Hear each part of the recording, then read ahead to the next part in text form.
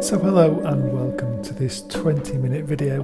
We're going to be looking at the special event on ACC, and we're going to be looking at the Porsche 992 GT3 Cup car. You can already see we're working through the menus, and you can see I've managed to get into the top 30. Initially I was in the top 100, I think, hitting an 8:30. So I've shaved nearly 7 seconds off the lap. Spent a little bit of time with the setup. But it really is just about learning how to use this car without any traction control. A few subtle changes. Obviously you can see the brake balance, and there's very little to change in the damper section. Obviously I've flown through the setup for the car. You can see from the start of this video I was in 51st place, and this lap is going to get us to that 30 place position on the leaderboard. So yeah, across the line, coming down into turn 1, braking at this board on the right hand side. A lot more brake distance with the way I've got the brake balance set up here with 58. You could adjust this just for the heavy braking sections, but I'm just trying to keep it really simple. I'm not quite sure how the guys are getting to an 8:14. It's just out and out skill, I think. Drivers that are very used to running with zero traction control. I don't think the car struggles too much with understeer. It's just about getting the power delivered to the rear wheels, really. And when you're not used to running with zero traction control, I guess it's very scary to get back on the accelerator so quickly, and at maximum acceleration so quickly as well. You can see a few areas where the car squirms around. I really do wish the car sounded like it sounds in the replay. I'll put the replay after the video, and at the end of the video you'll also see my delta for each sector, which I sometimes feel is very useful when you're learning the circuit, learning where you're slower, learning where you need to be quicker. I know full well I need to be quicker in both sector 1 and sector 3. Obviously it's a huge combination of corners that go into each of these sectors, but at least I know where I need to be finding most of my time. My middle sector seems pretty decent, but I know I'm losing maybe 3 seconds either side of sector 1 and sector 3, which is a huge amount really. Whether that's all down to running less rear wing, I don't think you're going to ever find 3 seconds on the straight, so it's definitely in the corners. As much as obviously we're running maximum rear wing,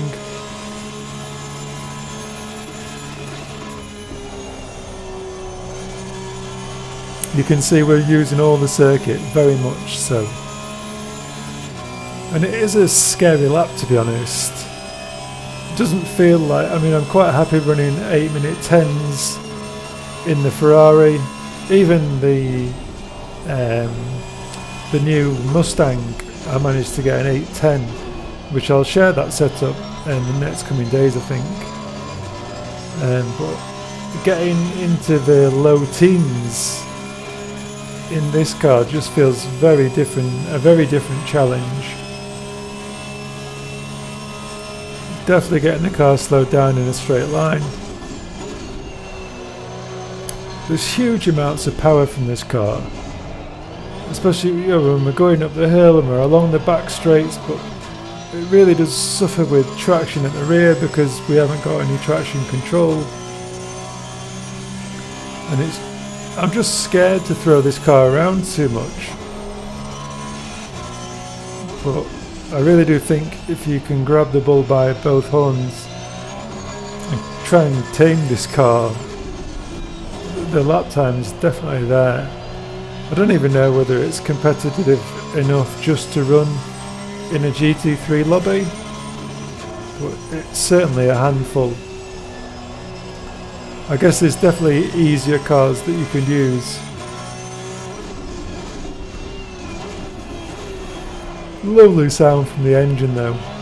I really do love the sound of the car on the replays. It almost brings you back to the days of the real Formula One cars. The engine does sound absolutely beautiful.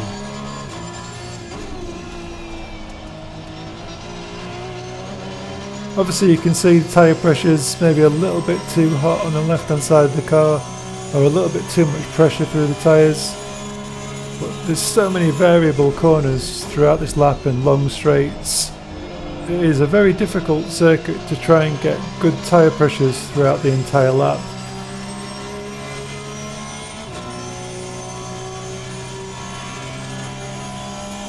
It is kind of a bit disappointing as well to see, having gone back recently into the lobbies on PC,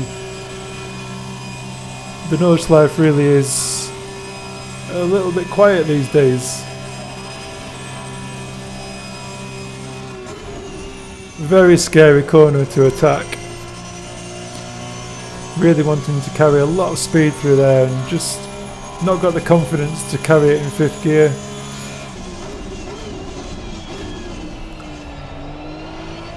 Squirming away trying to get the power down.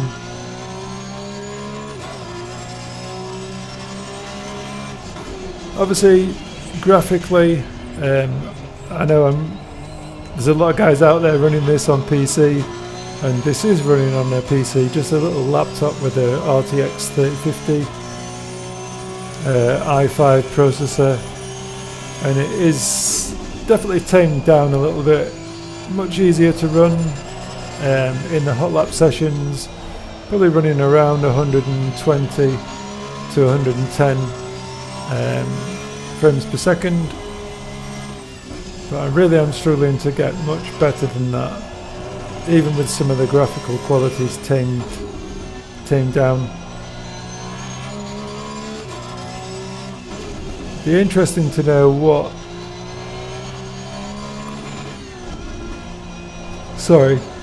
it would be interesting to know what settings Xbox and PlayStation use to get the graphics looking so good at 60 frames per second.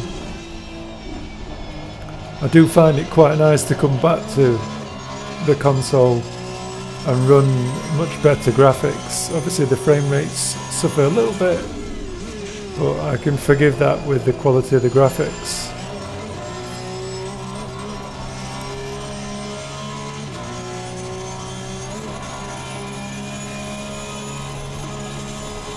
Yeah, stick around to the end of the video if you want to enjoy some of the replay, and again looking over the lap delta at the end of the race.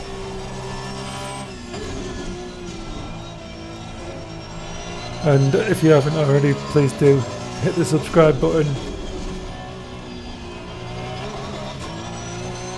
I think we're still trying to smash the 5,000 subscriber mark.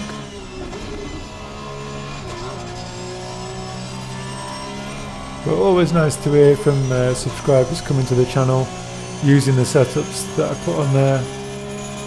Also the Sim Racing Vault, always a good place to look if you're looking for setups.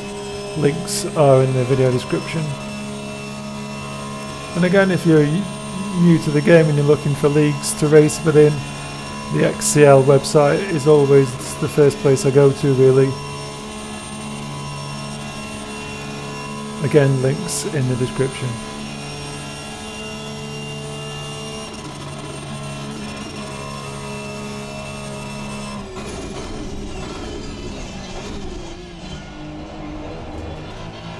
Normally coming through here at about 8 minutes 6, so I know I'm miles away from where I should be.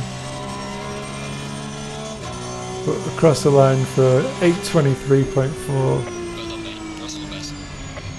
Beautiful sound from that engine on the downshift.